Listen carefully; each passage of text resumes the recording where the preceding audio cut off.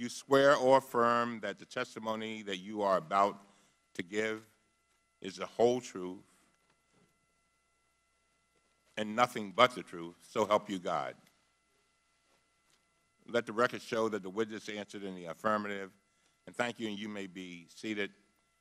The microphones are sensitive, so please speak directly into them. Without objection, your written statement will be made a part of the record.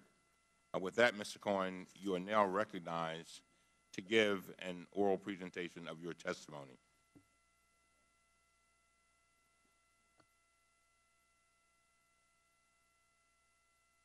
Is your mic on? Yes.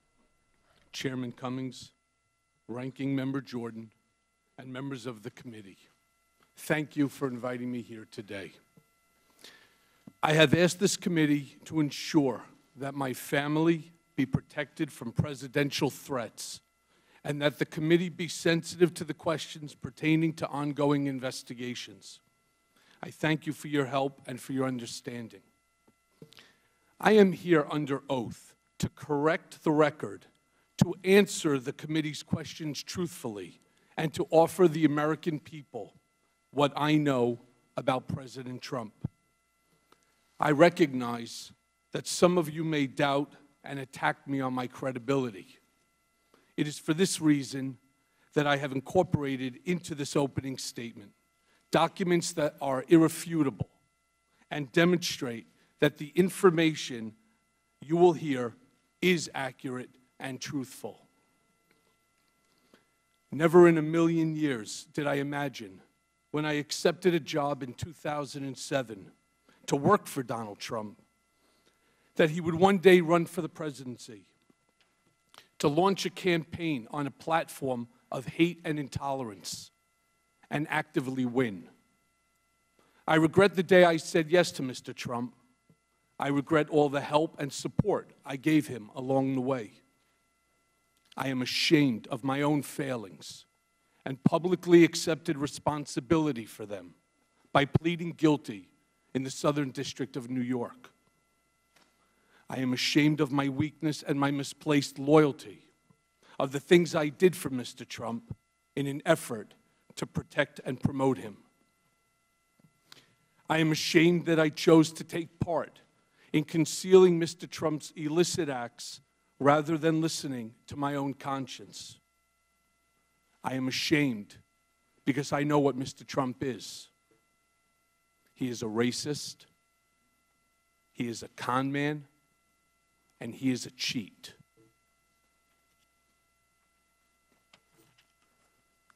He was a presidential candidate who knew that Roger Stone was talking with Julian Assange about a WikiLeaks drop on Democratic National Committee emails. And I will explain each in a few moments. I am providing the committee today with several documents, and these include a copy of a check Mr. Trump wrote from his personal bank account after he became president to reimburse me for the hush money payments I made to cover up his affair with an adult film star and to prevent damage to his campaign. Copies of financial statements from 2011, 2012, and 2013 that he gave to such institutions such as Deutsche Bank. A copy of an article with Mr. Trump's handwriting on it that reported on the auction of a portrait of himself that he arranged for the bidder ahead of time and then reimbursed the bidder from the account of his nonprofit charitable foundation, with the picture now hanging in one of his country clubs. And copies of letters I wrote at Mr. Trump's direction that threatened his high school, colleges, and the college board not to release his grades or SAT scores. I hope my appearance here today, my guilty plea, and my work with law enforcement agencies are steps along a path of redemption that will restore faith in me and help this country understand our president better. And before going further, I want to apologize to each member, to you as Congress as a whole. The last time I appeared before Congress, I came to protect Mr. Trump. Today, I am here to tell the truth about Mr. Trump. I lied to Congress when Mr. Trump stopped negotiating the Moscow Tower project in Russia. I stated that we stopped negotiating in January of 2016. That was false. Our negotiations continued for months later during the campaign. Mr. Trump did not directly tell me to lie to Congress. That's not how he operates. In conversations we had during the campaign, at the same time I was actively negotiating in Russia for him, he would look me in the eye and tell me there's no Russian business, and then go on to lie to the American people by saying the same thing. In his way, he was telling me to lie. There were at least a half a dozen times between the Iowa caucus in January of 2016 and the end of June when he would ask me, "How's it going in Russia?" referring to the Moscow Tower project.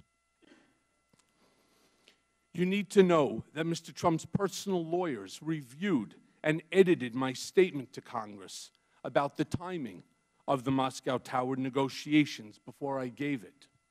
So to be clear, Mr. Trump knew of and directed the Trump-Moscow negotiations throughout the campaign and lied about it. He lied about it because he never expected to win. He also lied about it because he stood to make hundreds of millions of dollars on the Moscow real estate project. And so I lied about it too, because Mr. Trump had made clear to me through his personal statements to me that we both knew to be false, and through his lies to the country that he wanted me to lie. And he made it clear to me because his personal attorneys reviewed my statement before I gave it to Congress. Over the past 2 years, I have been smeared as a rat by the President of the United States. The truth is much different. And let me take a brief moment to introduce myself. My name is Michael Dean Cohen, and I am a blessed husband of 24 years and a father to an incredible daughter and son. When I married my wife, I promised her that I would love her, I would cherish her, and I would protect her. As my father said countless times throughout my childhood, you, my wife, and you, my children, are the air that I breathe. So to my Laura, and to my Sammy, and to my Jake, there's nothing I wouldn't do to protect you. I have always tried to live a life of loyalty, friendship, generosity, and compassion. It's qualities my parents ingrained in my siblings and me since childhood. My father survived the Holocaust, thanks to the compassion and selfless acts of others. He was helped by many who put themselves in harm's way to do what they knew was right. And that is why my first instinct has always been to help those in need. And Mom and Dad, I am sorry I let you down. As the many people that know me best would say, I am the person that they call at 3 a.m. if they needed help. And I proudly remember being the emergency contact for many of my children's friends when they were growing up, because their parents knew that I would drop everything and care for them as if they were my own. Yet last fall, I pled guilty in federal court to felonies for the benefit of, at the direction of, and in coordination with individual number one. And for the record, individual number one is President Donald J. Trump. It is painful to admit that I was motivated by ambition at times. It is even more painful to admit that many times I ignored my conscience and acted loyal to a man when I should not have. sitting here today, it seems unbelievable that I was so mesmerized by Donald Trump that I was willing to do things for him that I knew were absolutely wrong. For that reason, I have come here to apologize to my family, to my government, and to the American people. Accordingly, let me now tell you about Mr. Trump. I got to know him very well, working very closely with him for more than 10 years as his executive vice president and special counsel, and then as personal attorney when he became president. When I first met Mr. Trump, he was a successful entrepreneur, a real estate giant, and an icon. Being around Mr. Trump was intoxicating. When you were in his presence, you felt like you were involved in something greater than yourself, that you were somehow changing the world. I wound up touting the Trump narrative for over a decade. That was my job. Always stay on message. Always defend. It monopolized my life. At first, I worked mostly on real estate developments and other business transactions. Shortly thereafter, Mr. Trump brought me into his personal life and private dealings. Over time, I saw his true character revealed. Mr. Trump is an enigma.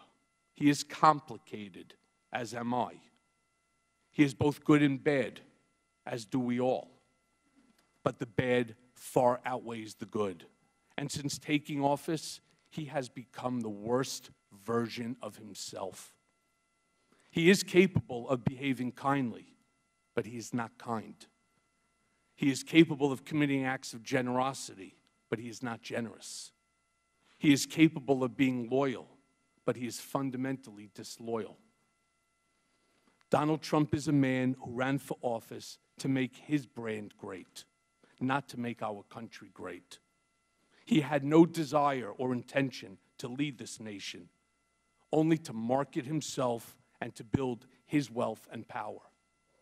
Mr. Trump would often say, this campaign was going to be the greatest infomercial in political history. He never expected to win the primary. He never expected to win the general election.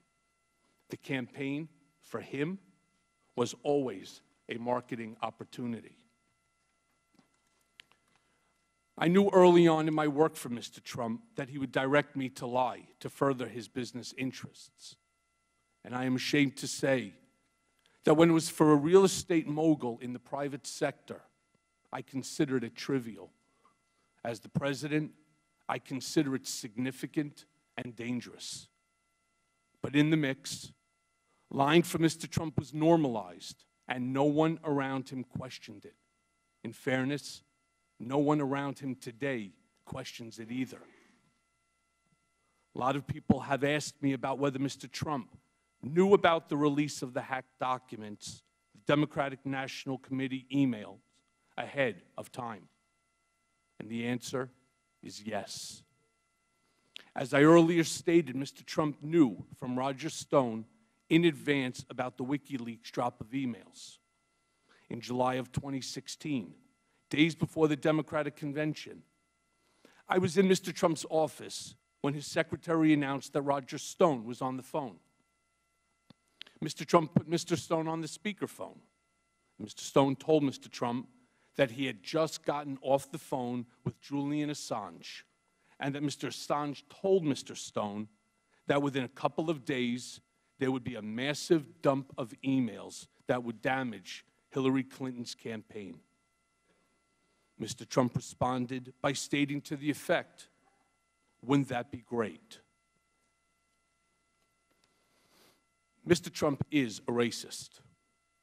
The country has seen Mr. Trump court white supremacists and bigots. You have heard him call poorer countries shitholes. In private, he is even worse. He once asked me if I could name a country run by a black person that wasn't a shithole. This was when Barack Obama was president of the United States. And while we were once driving through a struggling neighborhood in Chicago, he commented that only black people could live that way. And he told me that black people would never vote for him because they were too stupid. And yet, I continued to work for him. Mr. Trump is a cheat. As previously stated, I am giving to the committee today 3 years of Mr. Trump's personal financial statements from 2011, 2012, and 2013, which he gave to Deutsche Bank to inquire about a loan to buy the Buffalo Bills and to Forbes. These are Exhibits 1A, 1B, and 1C to my testimony.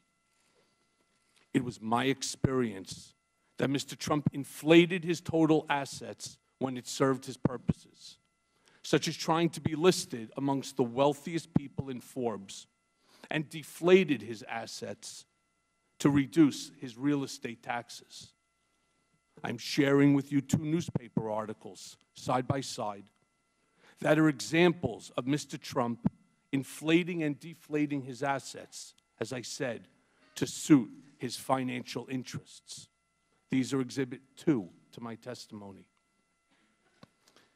As I noted, I'm giving the committee today an article he wrote on and sent to me that reported on an auction of a portrait of Mr. Trump. This is Exhibit 3A to my testimony. Mr. Trump directed me to find a straw bidder to purchase a portrait of him that was being auctioned off at an Art Hamptons event. The objective was to ensure that this portrait, which was going to be auctioned last, would go for the highest price of any portrait that afternoon. The portrait was purchased by the fake bidder for $60,000. Mr. Trump directed the Trump Foundation, which is supposed to be a charitable organization, to repay the fake bidder, despite keeping the art for himself. And please see Exhibit 3B to my testimony. And it should come as no surprise that one of my more common responsibilities was that Mr. Trump directed me to call business owners, many of whom are small businesses that were owed money for their services, and told them that no payment or a reduced payment would be coming. When I asked Mr. Trump, or when I told Mr. Trump of my success, he actually reveled in it. And yet, I continued to work for him. Mr. Trump is a con man. He asked me to pay off an adult film star with whom he had an affair and to lie about it to his wife, which I did. And lying to the First Lady is one of my biggest regrets because she is a kind, good person, and I respect her greatly, and she did not deserve that. And I'm giving the committee today a copy of the $130,000 wire transfer from me to Ms. Clifford's attorney during the closing days of the presidential campaign that was demanded by Ms. Clifford to maintain her silence about her affair with Mr. Trump. And this is Exhibit 4 to my testimony. Mr. Trump directed me to use my own personal funds from a home equity line of credit to avoid any money being traced back to him that could negatively impact his campaign. And I did that too, without bothering to consider whether that was improper, much less whether it was the right thing to do or how would it impact me, my family, or the public. And I am going to jail in part because of my decision to help Mr. Trump hide that payment from the American people before they voted a few days later. As Exhibit 5A to my testimony shows, I am providing a copy of a $35,000 check that President Trump personally signed from his personal bank account on August 1st of 2017, when he was President of the United States, pursuant to the cover-up, which was the basis of my guilty plea to reimburse me, the word used by Mr. Trump's TV lawyer for the illegal hush money I paid on his behalf. This $35,000 check was one of 11 check installments that was paid throughout the year while he was president. Other checks to reimburse me for the hush money payments were signed by Donald Trump Jr. and Alan Weisselberg. And see for that example 5B. The President of the United States thus wrote a personal check for the payment of hush money as part of a criminal scheme to violate campaign finance laws. And you can find the details of that scheme directed by Mr. Trump in the pleadings in the U.S. District Court for the Southern District of New York. So picture this scene. In February of 2017, 1 month into his presidency, I'm visiting President Trump in the Oval Office for the first time, and it's truly awe-inspiring. He's showing me all around and pointing to different paintings, and he says to me something to the effect of, "Don't worry, Michael, your January and February reimbursement checks are coming." They were FedExed from New York, and it takes a while for that to get through the White House system. As he promised, I received the first check for the reimbursement of $70,000 not long thereafter. When I say con man, I'm talking about a man who declares himself brilliant, but directed me to threaten his high school, his colleges, and the college board to never release his grades or SAT scores. As I mentioned, I'm giving the committee today copies of a letter I sent at Mr. Trump's direction threatening these schools with civil and criminal actions if Mr. Trump's grades or SAT scores were ever disclosed without his permission. And these are under Exhibit 6. The irony wasn't lost on me at the time that Mr. Trump, in 2011, had strongly criticized President Obama for not releasing his grades. As you can see in Exhibit 7, Mr. Trump declared, "Let him show his records," after calling President Obama a terrible student. The sad fact is that I never heard Mr. Trump say anything in private that led me to believe he loved our nation or wanted to make it better. In fact, he did the opposite. When telling me in 2008 or 2009 that he was cutting employees' salaries in half, including mine, he showed me what he claimed was a $10 million IRS tax refund. And he said that he could not believe how stupid the government was for giving someone like him that much money back.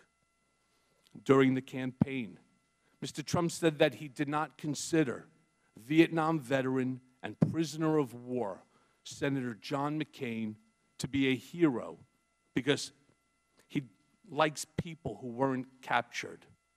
At the same time, Mr. Trump tasked me to handle the negative press surrounding his medical deferment from the Vietnam draft.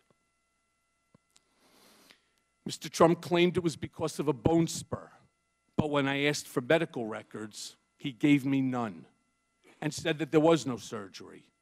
He told me not to answer the specific questions by reporters, but rather offer simply the fact that he received a medical deferment. He finished the conversation with the following comment: "You think I'm stupid? I'm not going to Vietnam." And I find it ironic, Mr. President, that you are in Vietnam right now. And yet, I continue to work for him. Questions have been raised about whether I know of direct evidence that Mr. Trump or his campaign colluded with Russia. I do not. And I want to be clear, but I have my suspicions. Sometime in the summer of 2017, I read all over the media that there had been a meeting in Trump Tower in June of 2016 involving Don Jr. and others from the campaign with Russians, including a representative of the Russian government, and an email setting up the meeting with the subject line, "Dirt on Hillary Clinton." Something clicked in my mind. I remembered being in a room with Mr. Trump, probably in early June of 2016, when something peculiar happened. Don Trump Jr. came into the room and walked behind his father's desk, which in and of itself was unusual. People didn't just walk behind Mr. Trump's desk to talk to him. And I recall Don Jr. leaning over to his father and speaking in a low voice, which I could clearly hear, and saying, "The meeting is all set." And I remember Mr. Trump saying, "Okay, good, let me know." What struck me as I looked back and thought about the exchange between Don Jr. and his father was, first, that Mr. Trump had frequently told me and others that his son Don Jr. had the worst judgment of anyone in the world, and also that Don Jr. would never set up any meeting of significance alone, and certainly not without checking with his father. I also knew that nothing went on in Trump world, especially the campaign, without Mr. Trump's knowledge and approval. So I concluded that Don Jr. was referring to that June 2016 Trump Tower meeting about dirt on Hillary with the Russian representatives when he walked behind his dad's desk that day, and that Mr. Trump knew that was the meeting Don Jr. was talking about when he said, "That's good, let me know." Over the past year or so, I have done some real soul searching, and I see now that my ambition and the intoxication of Trump power had much to do with the bad decisions, in part, that I made. And to you, Chairman Cummings and Ranking Member Jordan, and the other members of this committee, the members of the House and Senate, I am sorry for my lies and for lying to Congress. And to our nation, I am sorry for actively working to hide from you the truth about Mr. Trump when you needed it most. For those who question my motives for being here today, I understand. I have lied, but I am not a liar. And I have done bad things, but I am not a bad man. I have fixed things, but I am no longer your fixer, Mr. Trump. And I am going to prison and have shattered the safety and security that I tried so hard to provide for my family. My testimony certainly does not diminish the pain that I have caused my family and my friends. Nothing can do that. And I have never asked for, nor would I accept, a pardon from President Trump.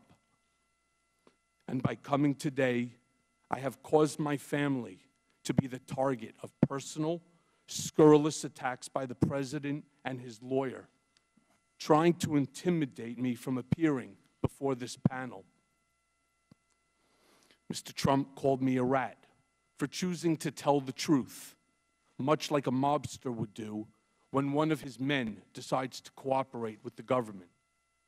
And as Exhibit 8 shows, I have provided the committee with copies of tweets that Mr. Trump posted, attacking me and my family. And only someone burying his head in the sand would not recognize them for what they are. It's encouragement to someone to do harm to me and my family. And I never imagined that he would engage in vicious, false attacks on my family and unleash his TV lawyer to do the same. And I hope this committee and all members of Congress on both sides of the aisle make it clear that as a nation, we should not tolerate attempts to intimidate witnesses before Congress, and attacks on family are out of bounds and not acceptable. And I wish to especially thank Speaker Pelosi for her statements, and it's Exhibit 9, to protect this institution and me, and the chairman of the House Permanent Select Committee on Intelligence, Adam Schiff, and you, Chairman Cummings, for likewise defending the institution and my family against the attacks by Mr. Trump, and also the many Republicans who have admonished the president as well. I am not a perfect man. I have done things I am not proud of, and I will live with the consequences of my actions for the rest of my life. But today, I get to decide the example that I set for my children and how I attempt to change how history will remember me. I may not be able to change the past, but I can do right by the American people here today. And I thank you for your attention, and I'm happy to answer the committee's questions.